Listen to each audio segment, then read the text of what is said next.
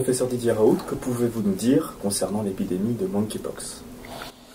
Bon, pour l'instant, on a l'impression que, d'une manière étonnante, c'est un mécanisme de transmission qu'on ne connaissait pas. Ça apparaît surtout qu'une MST, si vous voulez, plutôt chez les hommes qui ont des rapports sexuels avec des hommes. Pour l'instant, c'est ça à quoi ça ressemble. On verra si ça s'étend au-delà de ça. Mais encore une fois, je pense que dans ce domaine comme dans d'autres, c'est difficile de prédire. On verra bien. Pour l'instant, on n'est pas face à une pandémie terrible, mais à un développement d'une nouvelle forme d'infection liée à un changement d'écosystème. Bon, on verra bien ce que ça donne ultérieurement. Une chose intéressante, c'est la plupart des gens qui sont suspects de monkeypox ont des varicelles, plus ou moins graves. Et donc, ça rappelle, je veux dire que il y a des trous que j'avais identifiés il y a très longtemps, hein, dans le livre que j'avais publié sur les vaccins, que la France, pour des raisons qui m'échappent, n'a jamais introduit la vaccination contre la varicelle chez les enfants. J'ai vacciné mes enfants. Hein. Ça fait 20 ans, plus de 20 ans que c'est aux États-Unis. Aux États-Unis, il n'y a plus de varicelle. Donc c'est une maladie qui n'est pas totalement éradicable, mais probablement plus facile à éradiquer, en tout cas que le coronavirus, qui tue des enfants, qui donne des formes graves, qui peut donner des formes graves chez les immunodéprimés, et pour lequel nous avons un vaccin qui marche, qui est anodin. Et vous voyez, pourquoi est-ce que la France n'a jamais eu de politique vaccinale sur la varicelle? C'est quelque chose qui est étrange, vous voyez. Je ne sais pas pourquoi on ne vaccine pas dans ce pays les enfants contre la varicelle. C'est une chose étrange. C'est une vraie maladie. Il y a plusieurs centaines de milliers de cas. On a l'impression qu'il y en a eu moins, d'ailleurs, pendant tous les épisodes de Covid. Mais si un jour, ce qui est possible, mais ce qui n'est pas sûr, on décide d'être un peu raisonnable sur les vaccins, c'est-à-dire de regarder vraiment en coût de protection, de nombre de cas, de cibles, de qui vacciner, la vaccination contre la varicelle trouvera une place importante, d'une part pour la protection du zona chez les sujets de plus de 50 ans, ça diminuera le nombre de zona, ou chez les gens qui ont un risque de zona plus grand, et puis d'autre part chez les enfants, parce que la varicelle est une maladie qui a un certain nombre de complications, parfois de forme grave, en particulier chez les immunodéprimés, mais pas seulement, et puis des conséquences sociales importantes dans les familles. Donc voilà un vaccin dont personne ne veut parler, qui a probablement une vraie place, dont on ne sait pas pourquoi, chez nous, cette place, il n'y a pas trouvé de place. Alors, vous voyez bien que les politiques vaccinales sont des politiques dans lesquelles la part de la connaissance scientifique est marginale. C'est des décisions politiques, si ça coûte cher, ça coûte pas cher. Moi, je vous rappelle que pour la vaccination contre le papillomavirus, qui donne des cancers chez les hommes et chez les femmes, parce qu'on a trouvé les cancers, c'est une maladie sexuellement transmise, hein, parce qu'on a trouvé d'abord les cancers chez les femmes, pendant des années en France, on a remboursé le vaccin que chez les femmes, et puis ensuite chez les gays, avant de dire, écoutez, on va vacciner tout le monde, ce qui est le minimum pour une maladie qui est sexuellement transmise. Moi, j'ai appris ça quand j'étais tout petit. Pour les maladies sexuellement transmises, il faut vacciner les deux partenaires. Enfin, c'est comme ça que ça s'attrape, quoi. Vous voyez, donc, on peut pas dire que la rationalité dans le choix des vaccins n'ait jamais été à la mode. C'est une affaire de passion, de décision, parfois économique, parfois de lobbying, parfois, je sais pas, mais en tout cas, si vous voyez qu'il y a des différences aussi énormes d'un pays à l'autre sur la vaccination, c'est que c'est un phénomène politique plus qu'un phénomène scientifique, sinon on serait tous à peu près d'accord sur ce qu'il faut faire.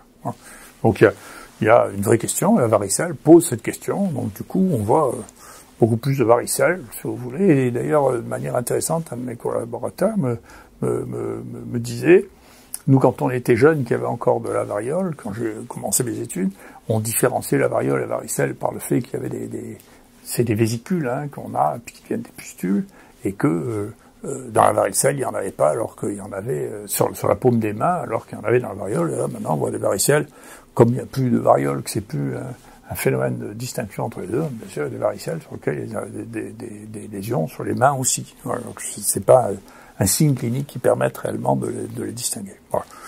Donc on verra bien ce que viendra, le monkeypox, mais pour l'instant, je ne vois pas de signal particulièrement alarmant. Voilà. Pouvez-vous développer les mutations qu'a connues le SARS-CoV-2 depuis 2 ans? Oui, je pense qu'il y avait une erreur basée sur une vision théorique.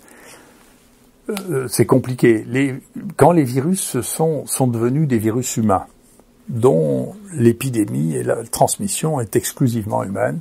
Ça veut dire que ces virus se sont depuis longtemps accoutumés, adaptés, co-développés avec les humains. Et là, leur capacité, et c'est la même chose pour les animaux, quand ils sont développés pour un groupe d'animaux spécifique, ils cessent d'évoluer. Ils sont parfaitement adaptés. C'est par exemple le cas du virus de la rougeole qui a peu de mutations, quelques-unes, mais relativement peu, parce que c'est un virus humain depuis très longtemps.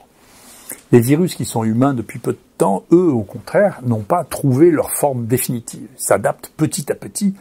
Nous, on connaît ça très très bien sur les bactéries pathogènes, parce que depuis 20 ans, on a montré que les bactéries pathogènes en réalité étaient des bactéries qui, contrairement au modèle dominant, sont des bactéries qui sont plus petites, de plus en plus petites, et qui ont un mécanisme d'économie qui fait qu'elles ne gardent que les gènes indispensables, et cela, vous pouvez plus les toucher. C'est pareil pour les virus.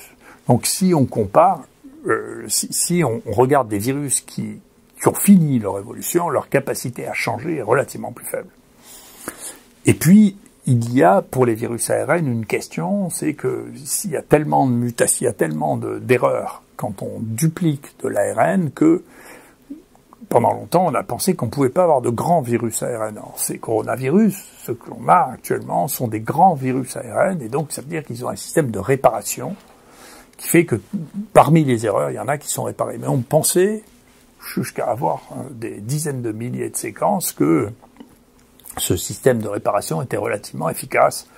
Or, ce que l'on voit, c'est si vous comparez sur ce travail le nombre de mutations par an du virus, du coronavirus, du Covid-19, à celui de la grippe, vous voyez qu'il a 2 fois moins de mutations. Il n'a pas 10 ou 100 fois moins de mutations. Il a 2 fois moins de mutations. Donc, je veux dire, il mute comme les autres, il fait des variants comme les autres, et donc l'idée que ces coronavirus n'allaient pas muter est une idée qui n'est pas raisonnable. Ils perdent même des gènes. Hein.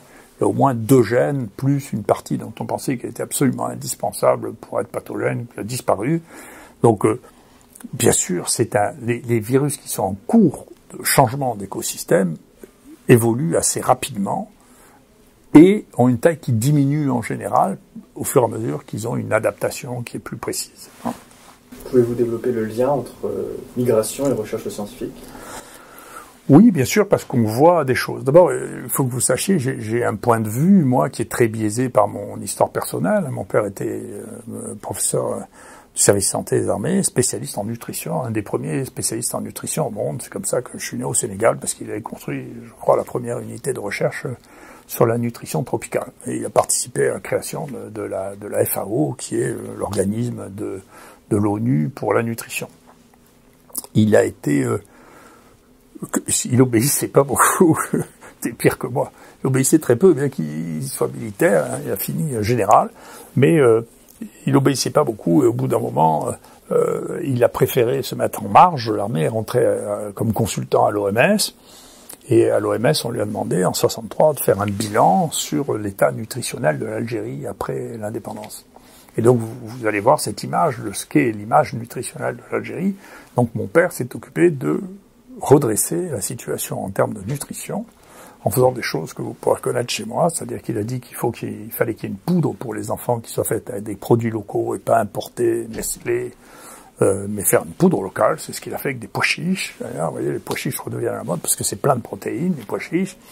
Il a créé une école de diététicienne. Cette poudre s'appelle la superamine. Donc, chaque fois que je rencontre des gens qui ont 50 ans, ils connaissent tous la superamine.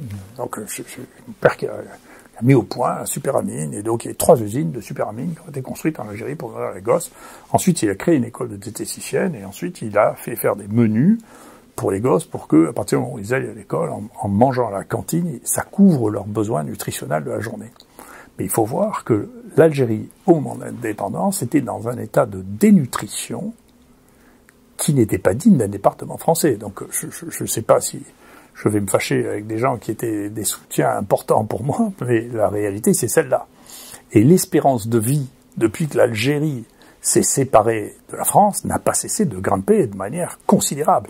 L'écart qu'il y avait entre les Algériens et les Français en termes d'espérance de vie était de 25 ans. D'accord, c'est en train de se rattraper entièrement quand même. Hein. Donc, c'est la même histoire que notre opinion sur le fait qu'on apporte le bien, le progrès et la santé au reste du monde, mais si on regarde la réalité maintenant telle qu'elle était, c'est pas aussi clair que ça.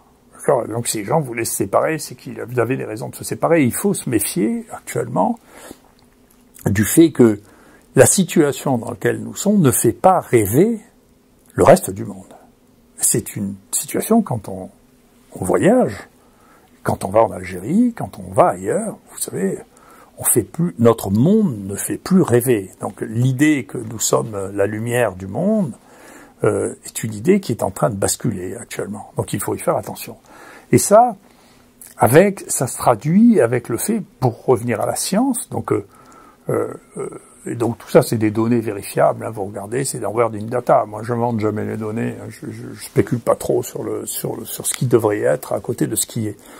Eh bien, moi je regarde, on fait une telle chasse aux très grands scientifiques, il y a une telle jalousie d'État qui s'est installée dans ce pays que les plus grands scientifiques de ce pays, pour la plupart, sont tous à l'étranger. Donc on a un prix Nobel qui est en Allemagne, on a le plus grand pneumologue du monde qu'on a mis à la retraite ici, donc parti en Allemagne, le génétique Jean-Laurent Casanova, qui fait génétique des maladies infectieuses en pratique, est à New York, même si l'INSERM demande à avoir un pied dans la production scientifique de Jean-Laurent Casanova. Il en est de même de Patrice Nordman et de Poirel. On a dit non, mais gardez quand même un label INSERM, comme ça on peut dire que vous êtes un peu en France.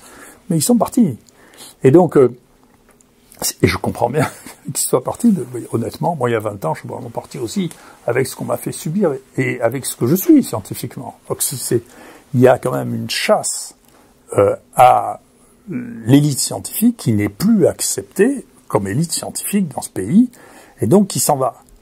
Ça, c'est une chose. La deuxième chose, c'est que moi, depuis que je suis en train de m'occuper d'un certain nombre de choses, il y a 12 personnes qui sont venues ici, qui étaient des étudiants, il y a des étudiants de 12 nationalités différentes que nous avons recrutés comme titulaires en passant par ici, parce qu'ils étaient bons. Et je vous rappelle que la gestion de notre pays a été telle qu'il y a un moment où nous formions 3000 médecins par an avec notre numerus clausus qui était devenu complètement délirant, et où on importait 8700 des pays non européens pour faire des médecins en France parce qu'on les faisait pas. Donc on peut pas, si actuellement, je sais pas quels sont les chiffres, j'ai regardé il y a 3-4 ans, la moitié des gens qui sont en thèse en France sont d'origine étrangère. Donc actuellement, les gens qui font la science, qui font la science en France et qui la pratiquent sont très souvent des étrangers, et qui le peuvent d'ailleurs, ils rentrent chez eux parce qu'ils sont plus heureux chez eux. Notre élite, les gens qui sont formés au plus haut niveau, maintenant s'en vont tellement ils sont ennuyés dans ce pays, d'accord, entre la poussée des gens qui sont frustrés de ne pas être à ce niveau-là et les contraintes administratives.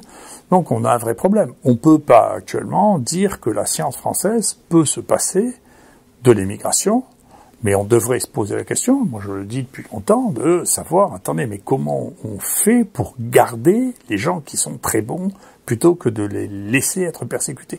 Moi j'avais proposé, je n'ai pas été entendu, mais c'est pas grave, d'avoir un médiateur des grands scientifiques pour que quand les gens en peuvent plus et veulent partir tellement on les persécute, il y ait quelqu'un qui essaie de garder, d'arranger les choses, parce que la science pousse des deux côtés, elle tire par le haut, elle pousse par la qualité des gens qui travaillent. Mais il faut des gens, il faut des leaders scientifiques, et ces leaders scientifiques sont en train de disparaître.